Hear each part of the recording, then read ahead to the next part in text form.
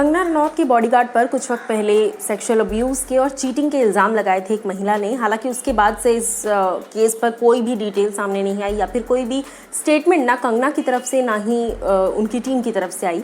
लेकिन अब ऐसी बातें सामने आ रही हैं और सोर्सेज के मुताबिक कंफर्म माना जा रहा है, पीटीआई के मुताबिक, कि कंगना के जो बॉडीगार्ड हैं कुमार हेगड़े, जिन पर ये इल्ज़ाम लगाए गए थे, उन्हें कर्नाटका से कस्टडी में ले लिया गया है। उनके नेटिव प्लेस से उन्हें अरेस्ट कर लिया गया है और अब आगे की पूछताछ जो है वो होगी। क्या कुछ और डिटेल सामने आई हैं, चलिए आपको बताती हूँ। नमस्कार दोस्तों, मैं हूँ ज्योति नाहक। स्वागत कर रही हूँ आप सभी का शुद्ध मनोरंजन में।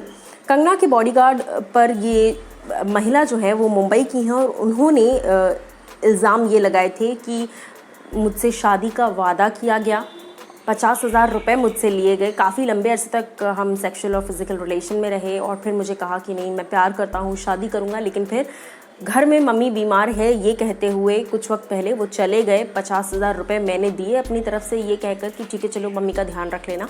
और फिर जब से वो कर्नाटका गए उन्होंने मेरे से बिल्कुल ही कॉन्टैक्ट ख़त्म कर दिया और ना ही मेरे कॉल्स को रिसीव किया गया, ना ही मुझे कोई रिएक्शन मिला, ना ही वो वापस आए। और सिर्फ इतना ही नहीं, ना ही मेरे पैसे लौटाए गए। उसके बाद मुझे कॉल आता है उनकी मम्मी का, यानी कि कुमार हेगड़े की जो मम्मी है वो कॉल कर इस महिला से कहती हैं कि तुम मेरे बेटे को भूल जाओ क्योंकि हमने उसके लिए यहाँ पर लड़की देखी है, वो यहाँ शादी करेगा। सो इस तरीके की ये सारी बातें सामने आई और फिर कंगना ने कोई इस पर स्टेटमेंट नहीं दिया था। कंगना अपना कोविड से रिकवर करके वो अपने फैमिली के साथ चली गई रहने के लिए और होम टाउन में है।